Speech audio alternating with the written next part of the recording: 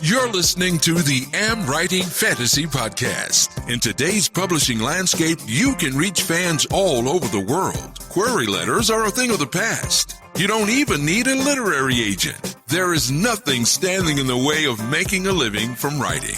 Join two best-selling authors who have self-published more than 20 books between them. Now, on to the show with your hosts, Autumn Burt and Jesper Schmidt. Hello, I'm Jesper. And I'm Autumn.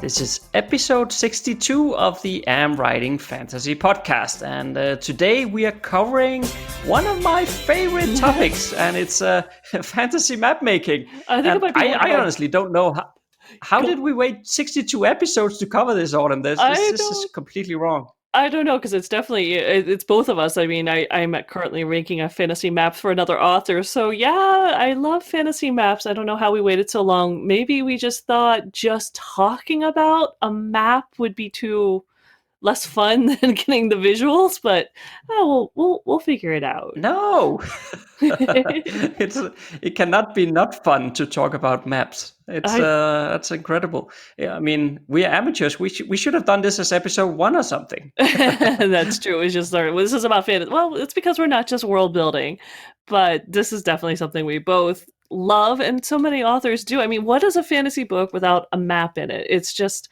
you feel lost right from the get-go. Yeah, every single week I find some maps on Twitter, and then I comment on them just because I like them so much. Yeah, so when I was more active on Twitter, I would do the same thing. And you're right, I actually kind of miss seeing the maps and what people are working on. I need to add world building hashtags to my Instagram searches. Yeah, indeed. I mean, I don't care if those Twitter images are like somebody made it out of crayon or whatever. I don't care. Just the fact that it's a map, I love a map. I don't care what it looks like. Yeah, I mean, I went for my last book where I was creating a map, my newest world that I was making. I actually only did it in black and white, which, I mean, I almost always color my map, so I was very surprised myself. But there's nothing, it's sometimes fun just to have the shading and keep it simple, and it does look better in the book. It's very crisp. Yeah, the color does make it better, to be honest, but black and white can be quite cool. Yeah. Well, it was it needed to get done, and it was fun. I mean, I just recently discovered cartography brushes for Photoshop, and yeah. Oh, nice. Oh, no, it's so bad. It's so much fun to have so much ease of creating maps. So yeah, it's what we do. Right. But that's not where we're going to start. We have so much other stuff been going on the last week, haven't? I know even in your life, you've got some stuff going on. Yeah, well, I think in general things have been going quite well. On the work side of things, I'm about halfway through the plotting book 1 for our new series. Oh, nice. So I'm very pleased with that. So it's going to be so much fun to write that novel. I'm really looking forward to it. Yeah. But other than that, it's also been a pretty busy weekend last weekend, but also the last couple of weekends because, this weekend we just came out of one of my son's classmates had a birthday party. So he was at that, and my older son was at the cinema together with my wife. And we also had somebody who came to look at the house. I mentioned before, I think, on the podcast that we've been trying to sell the house for a long while now. Yeah. So, but things are moving. Maybe. Yeah, well, there's been a bit of an uptake in people looking now. At least we've had 3 different couples looking over the last 2 weeks probably. Last weekend, this weekend, maybe the weekend even before that, I don't remember. But the last couple of weeks have been a bit of an uptake. One of them was like this younger couple. Yeah. And when they were here looking at the house, I already said to my wife, because they really liked the house. Mm-hmm. And then they had to go and had a meeting with the bank, obviously. And I said to my wife, these guys, they don't have the money to buy this. Oh, no. I mean, it's our house is only like, what is it, from 2005? Okay. Something, it's a pretty new house. So it's not cheap. So if you're really young, you can't afford it. So, Oh. and yeah, lo and behold, they came back and okay, it's about 800,000 Danish crowns too expensive. So that's like 100K US dollars. Oh, yikes. So it's like you're way off, Oh.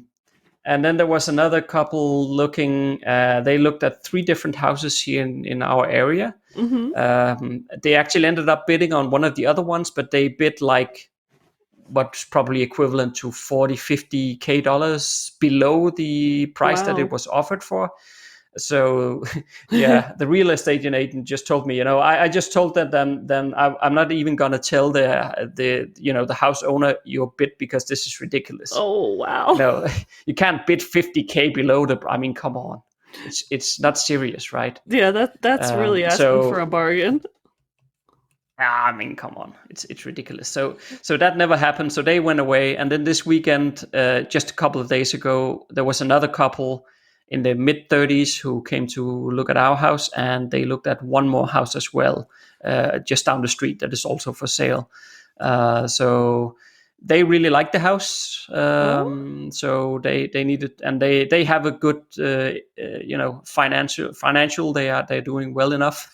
So we'll see what happens. It's only been like one work day since they were here, right? So I don't know yet. Okay. We'll see what happens, but I don't know. I mean, why is it that people go out and do like house shopping without checking with the bank first how much they can afford? I just don't understand. No, I mean, the times I've bought houses, we have always gone and gotten a pre-approval and had like a limit and just kind of known what we were looking for. But I don't know, maybe that one young couple was really, maybe this is their first time and they hadn't really figured that out yet.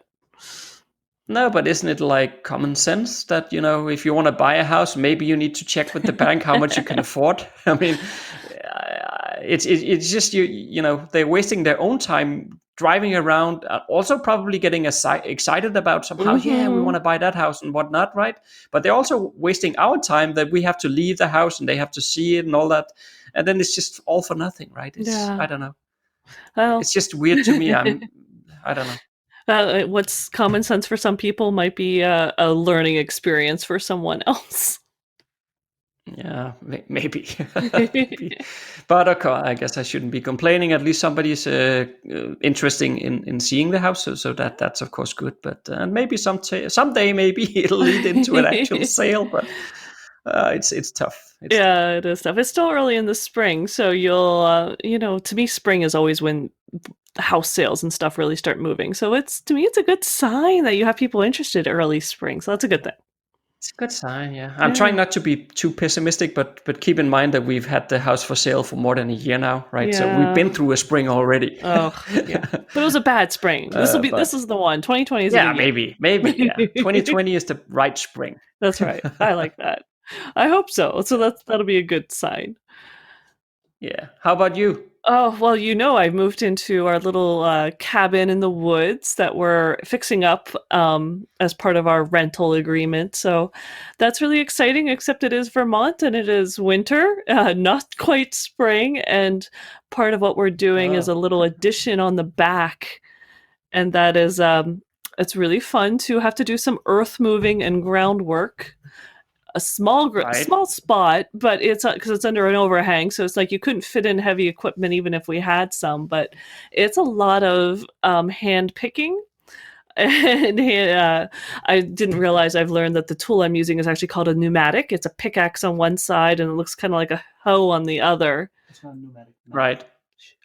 A but writing, writer's hands. They don't like manual labor like that, do they? No, my right wrist is a little sore and tired, and so it's not exactly. I'm not writing right now, but I have to say, the keyboard, it's much easier to type.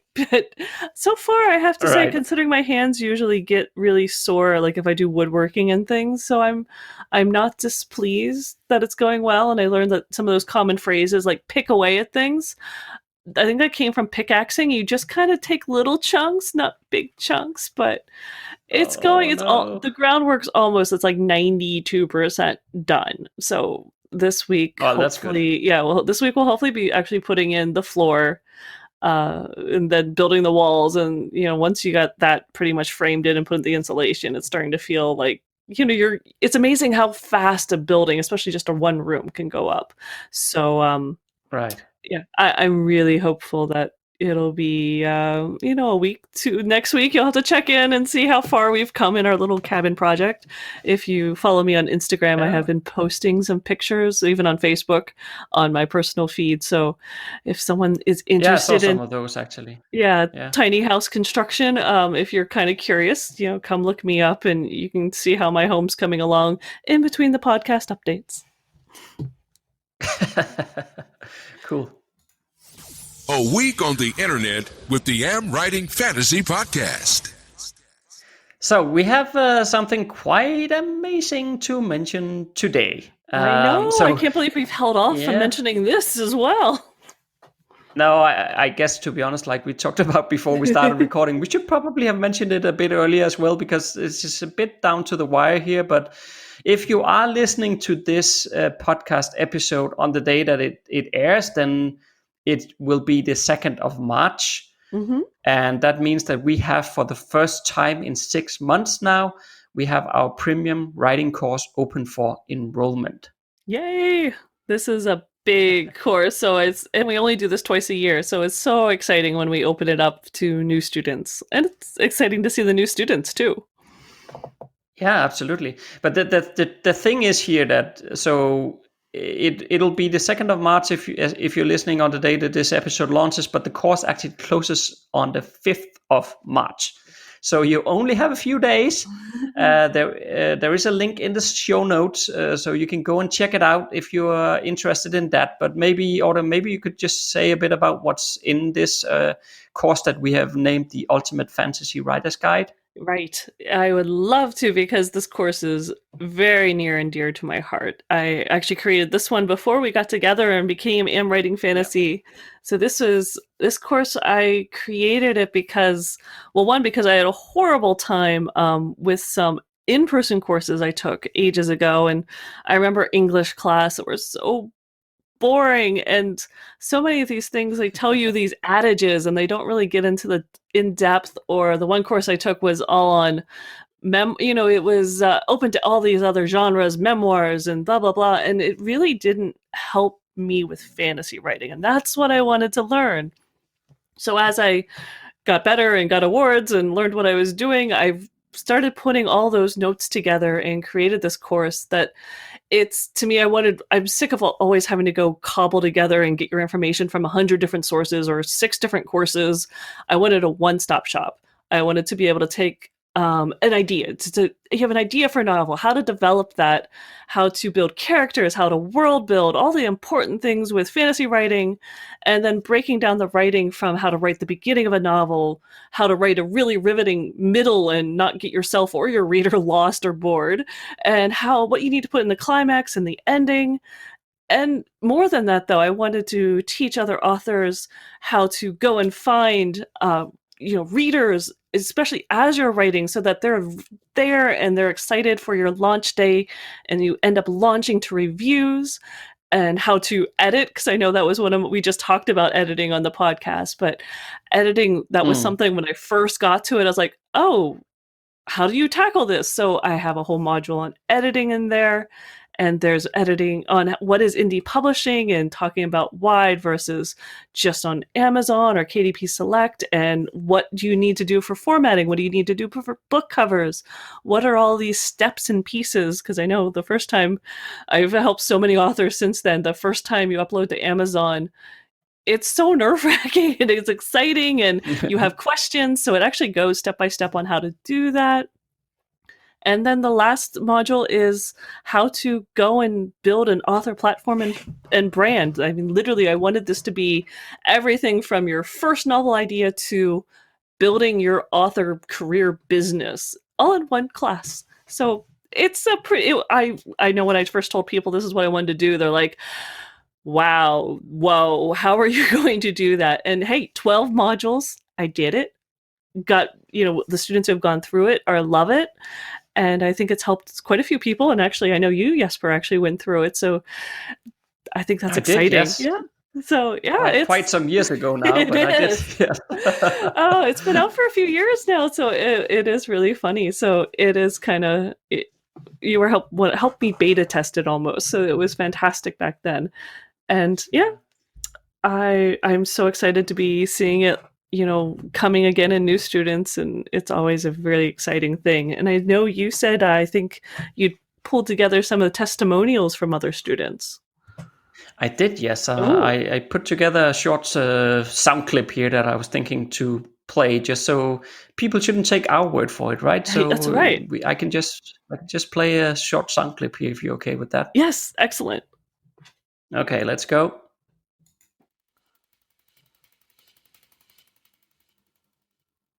Hi everyone, I'm Catherine. I'm currently working my way through the Ultimate Fantasy Writer's Guide, and I've been finding it very helpful. One of my main problems has been plotting. I had a very hard time getting my plot to go through and have continuity. After going through the workshops for the plotting section, I have now got a full plot and have begun writing. It has been very helpful for me, and I'm sure you will find it very helpful too. Thanks.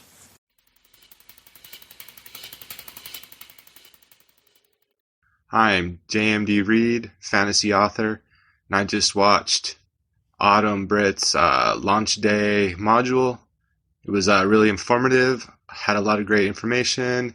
She had ideas I had never thought of before. Really excited to implement her ideas in the launch of my own book. Thank you, Autumn.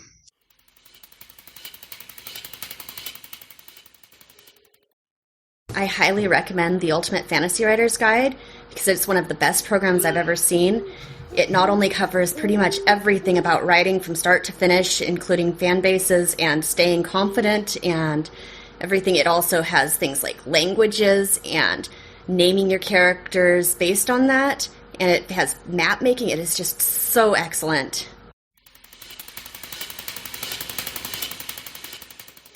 All right, that was it. I hope that was loud enough. I can.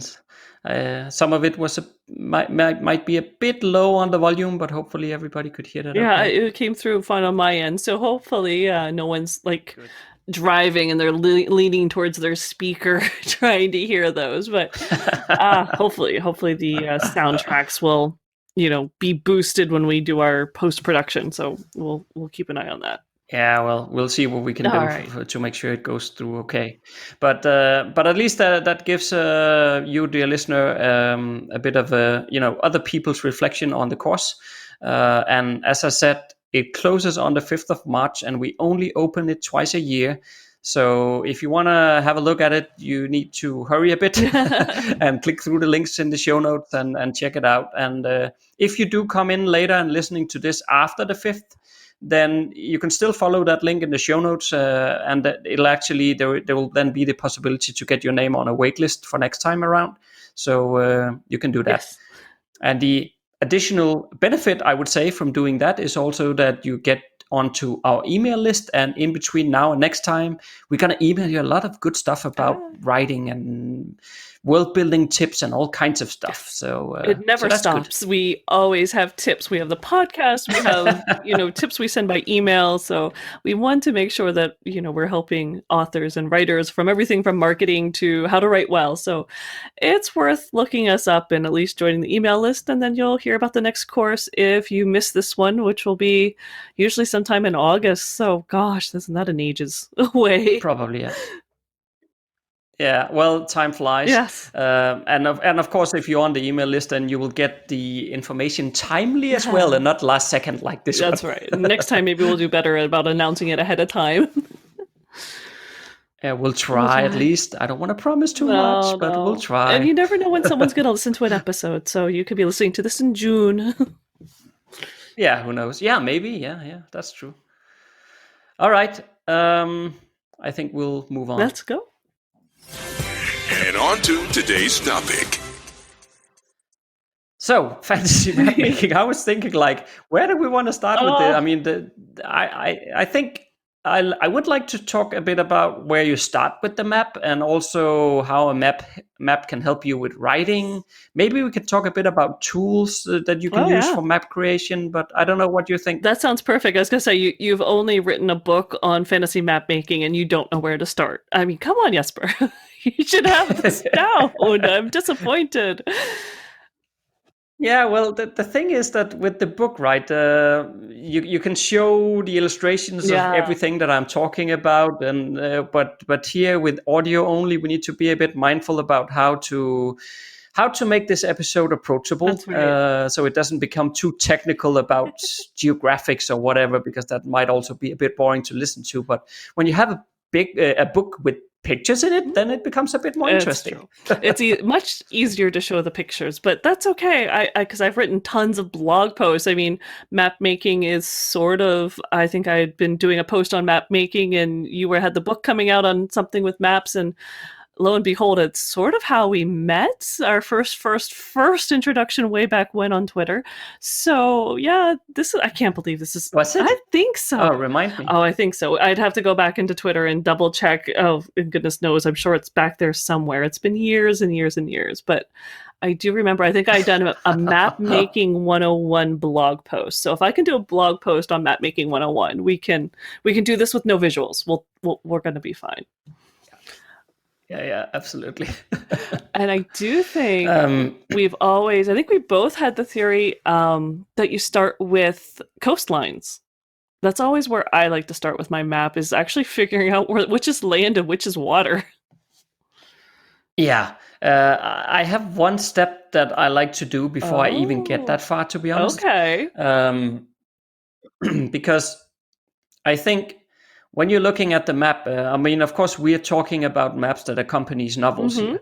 So what I would like to do before I even do anything, and after that I agree that then it's coastlines. But before I get to the coastlines, I like to think a bit about the story that you're going to tell. Very true. Very good point. And then think about, okay, what kind of things do I need on this map to convey the story so that it helps the story, right? So it could be like, you need the mountain where the well, now I'm thinking about the vampire, of course, from our next series here, but something, yeah, you need the gravesite for the vampire on a mountain. Okay, so I need a mountain, right?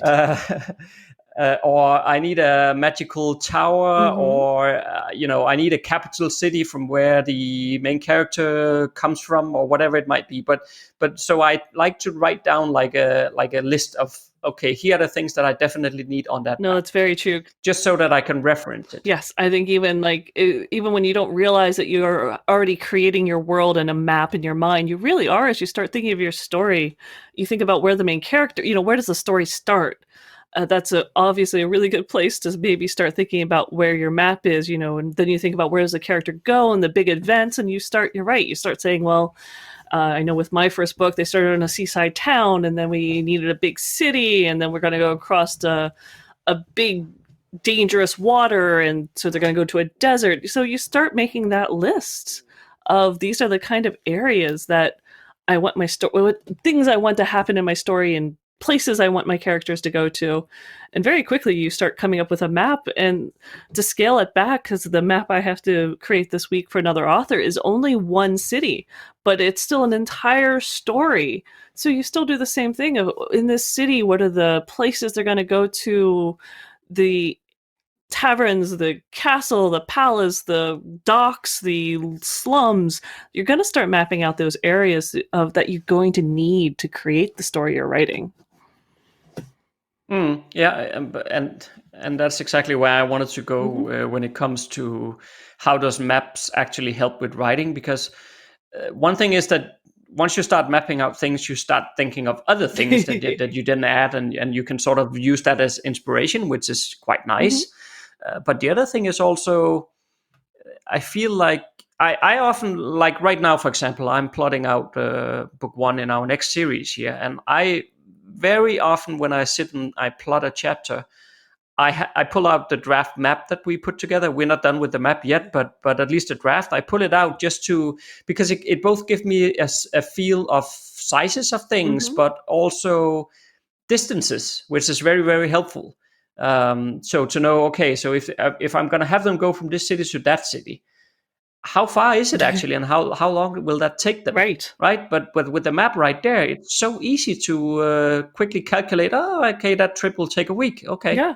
then I know that, Oh, right? yes. Instead of just making it up out of the blue. I think, it just helps tremendously. Yes, and to add to that, I mean, once your map is done, and even as you're, writing next novel or a series, but once it's done and you're saying they're going from here to here, and you realize suddenly, they're crossing a high mountain or they're crossing a marsh, and suddenly you have hurdles and other things you can throw in there, or at least descriptions. And that to me, I mean, that added so much to my first series when I suddenly saw all these places they would go and develop the cultures that would live in these places and made it all different. And I think the book is so much better because I made the map first. Yeah, I agree. And the other thing is that, maybe to quote the best-selling fantasy writer Brandon Sanderson, right? But he said at some point that the hallmark of epic fantasy is immersion. Yes. And that I fully agree with. The immersion is what makes a difference.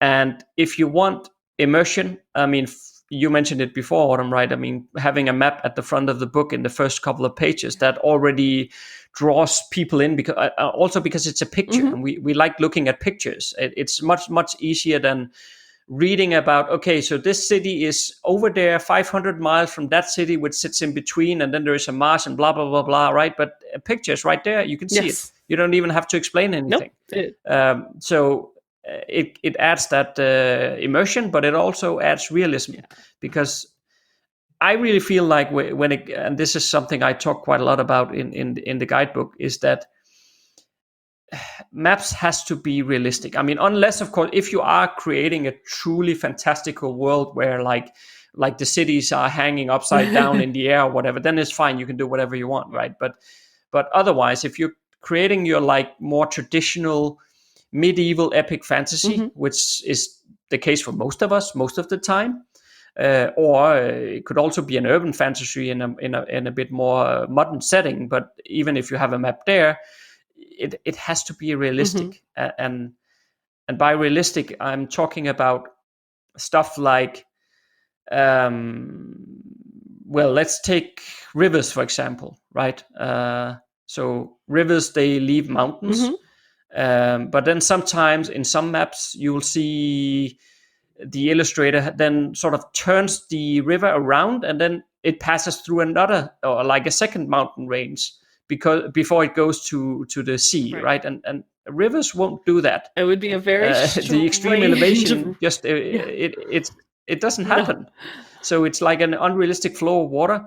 And I could also mention when a river heads downstream, when it's heading towards the ocean, it won't divide by splitting up, as in one river suddenly becoming two rivers. Right.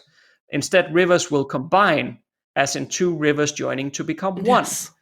And then on many maps, you also see a ton of river deltas, but actually they are much rarer than one think. They are usually found near the coastline, so you can add them there if you want.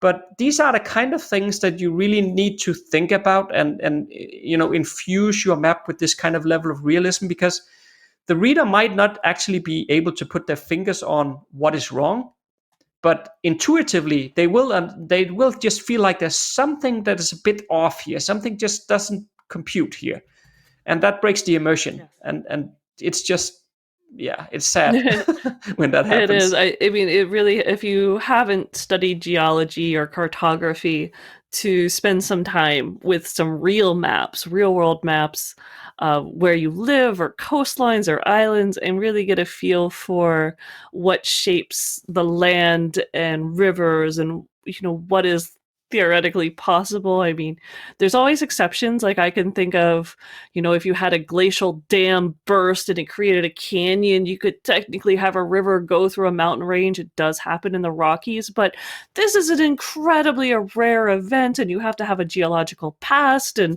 you have to know something about tectonic plates and geology. And so if you don't have that level of knowledge, probably best to stick to rivers. Do not cut through mountains. They form little streams, go into a bigger stream that goes into a river and that goes to the coast and dumps into a lake or an ocean. That's a pretty safe bet, and you should stick with that. Yeah, I mean, it's honestly not because any of this is very complicated. Yes. You just sort of need to get the basics there, and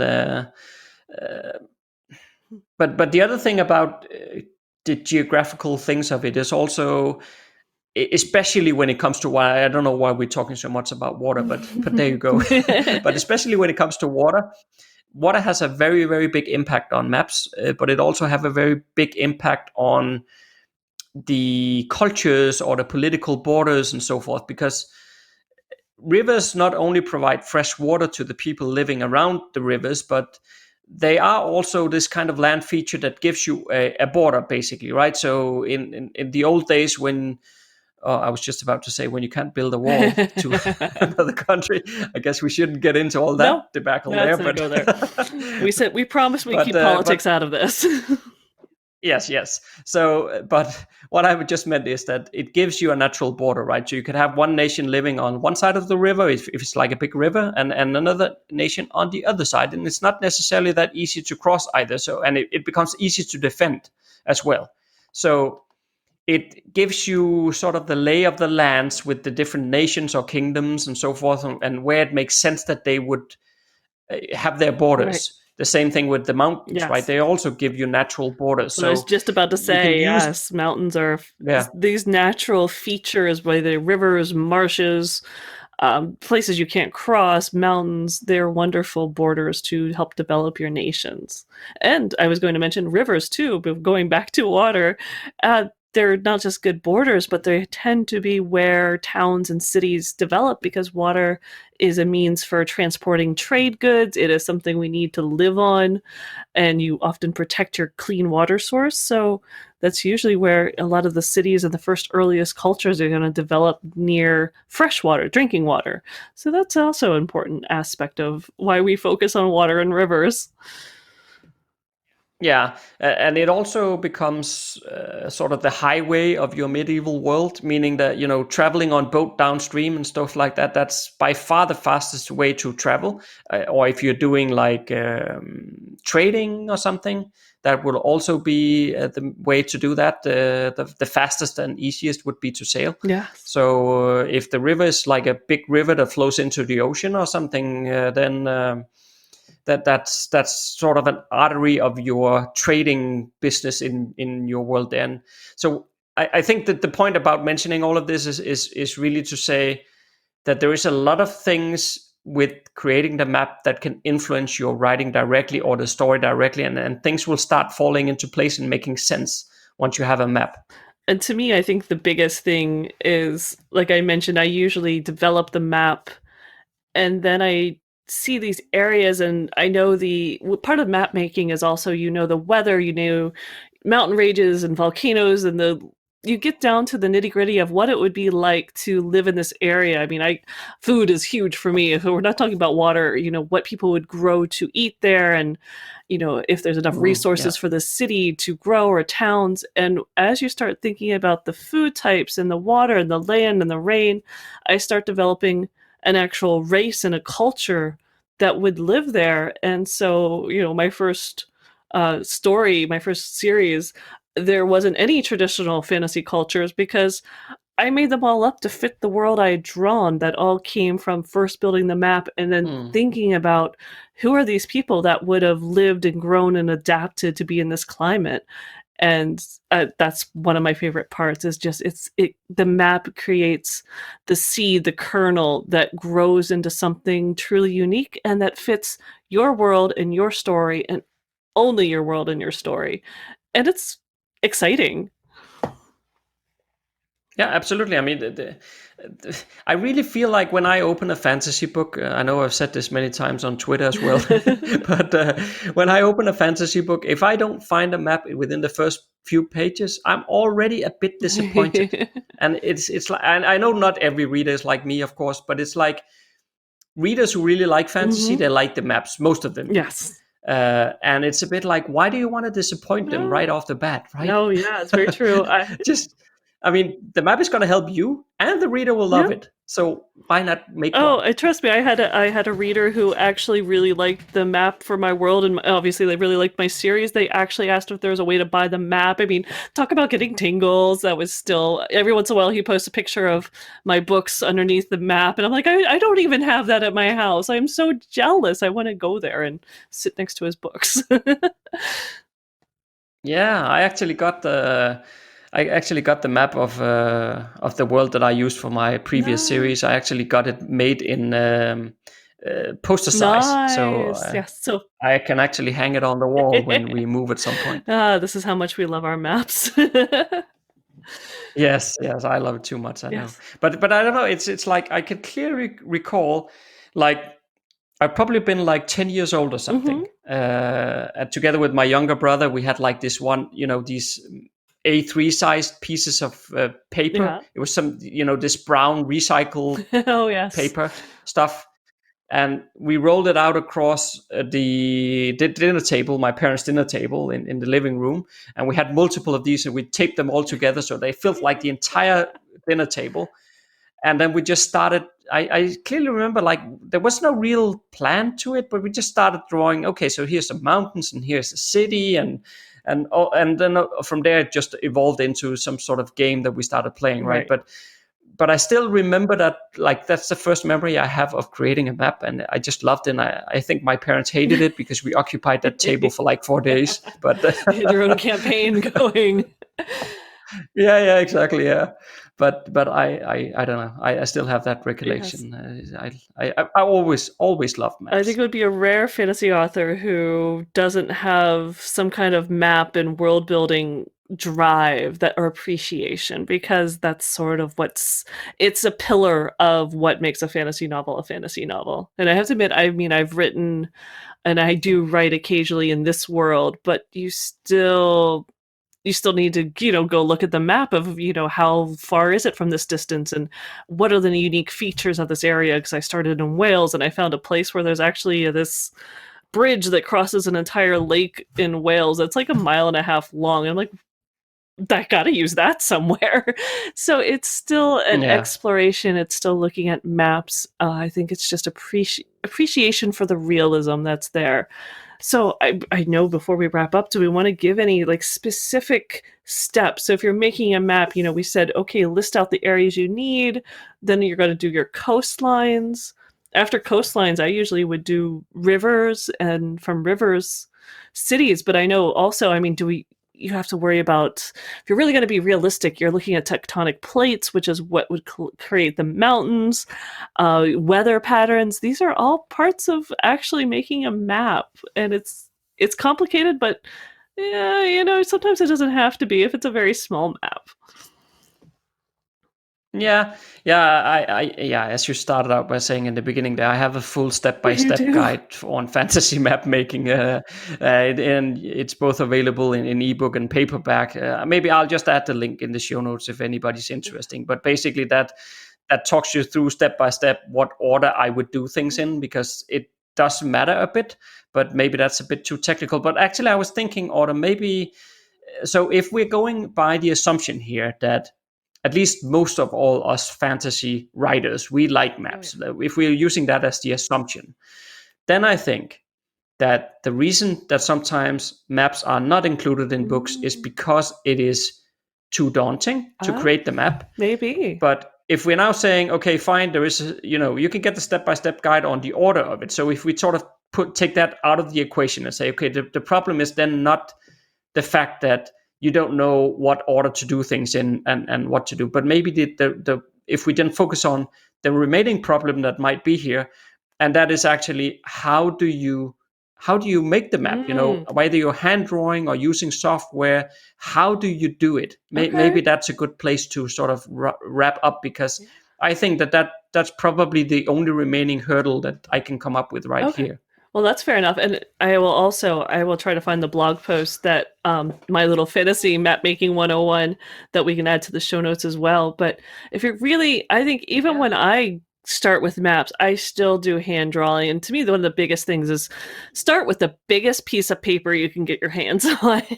Because I totally scrunched up my world and it still doesn't look right to me. And I keep wanting to redo my original map because I started with like copy paper, something in letter size and 8.5 by 11. If you draw really small, but go to the art store and buy yourself a poster size sheet of paper and start with that. Even if you're not an artist, it's just grab a pencil. I recommend pencil. I like being able to erase, but start with that and start with drawing, put a dot. This is where your book starts. This is that first city, and then work out there from your coastlines. But after that, if you are good with computers, if you can take that original map after you get it all sketched out and erased and everything fit in where you want it to, and you can do that online, or you can take that and hire an artist to do it, and they're still going to say, hey, you can describe it to me just like you can describe it to your readers, but a visual is so important. No matter how rough and how horrible you think it looks, it really helps to have something scribbled out on paper to outline what it is you're hoping to see in your finished product. And there's some great programs out there. There's cartography programs. There's some people who do role-playing games. There's some great things that you can make some half-decent maps that are out there. And of course, I like to put all of mine in Photoshop because I just love Photoshop so much. Because you're the wizard. I have definitely grown to be very fond of the program, but it's not the only one out there. There's some other great programs too, so you should learn to. Yeah, I can just mention a few here you for have people. some good ones listed. Fractal Mapper is yeah. one. There's GIMP. There is Adobe Illustrator. There is Incarnate, which has actually become better and better and better with the latest releases that they've Excellent. made. And then there's also Campaign Cartographer 3, which is the software that I used before sort of Autumn swooped in and took over the map design. But yeah, there's quite a lot of options out there. Some of them are easy to use. Some of them are more complicated. I mean, Campaign Cartographer 3, Jesus, that's hard to say. That one is a bit complicated to use. It has a steep learning curve. Yeah. But again, I mean, go to our YouTube channel and there's actually a step-by-step. I like those step-by-step things. Yeah. But there is a step-by-step video series actually to take you from scratch to end using Campaign Cartographer 3 and exactly where to click and what to do. So there is that on the YouTube channel if you want. But otherwise, there are these different tools. Incarnate, as far as I see, I've not tried it myself, but as far as I've seen all the tutorial videos, it looks like it's pretty easy to use. And I think what I would say is that if you want to put your map into a book that you're going to publish, then I agree with what Autumn said in the sense that it's great to use these different tools, or even if you do it hand drawing, that's fine as well. But it's great to use something to get to an illustration of what you want the map to look like, right? So that you can easily see here are all the cities, here are the mountains, and blah, blah, blah, blah. Everything is there. And so that you can give it to somebody who knows what they're doing. And then they will do the final touches on it and shine it up so that it becomes something that you can put into a novel. Yes. Because you don't want to put in, like, let's say, a campaign Cartographer 3 or an Incarnate or whatever, GIMP or whatever you're using. You don't want to put an extract of that into a novel because it doesn't look professionally enough. So there is that caveat. Yes. But of course, if you can give the artist, here it is, it's exactly like this, in terms of the placement of everything, and then just give them a bit of freedom and say, play with it, the design of it, make it look professional and good.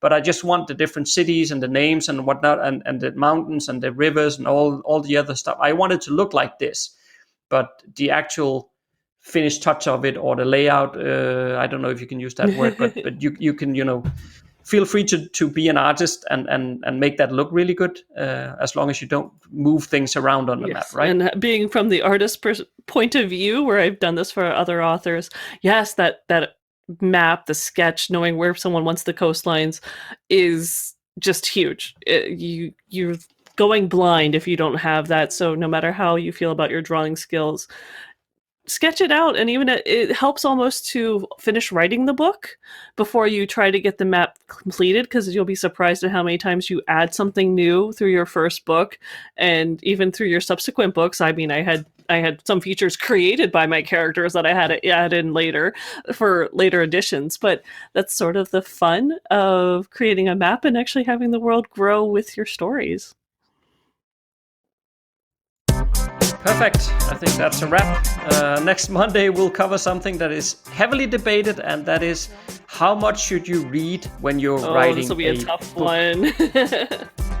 Yes, I If think you so. like what you just heard, there's a few things you can do to support the AmWritingFantasy podcast. Please tell a fellow author about the show and visit us at Apple Podcast and leave a rating and review.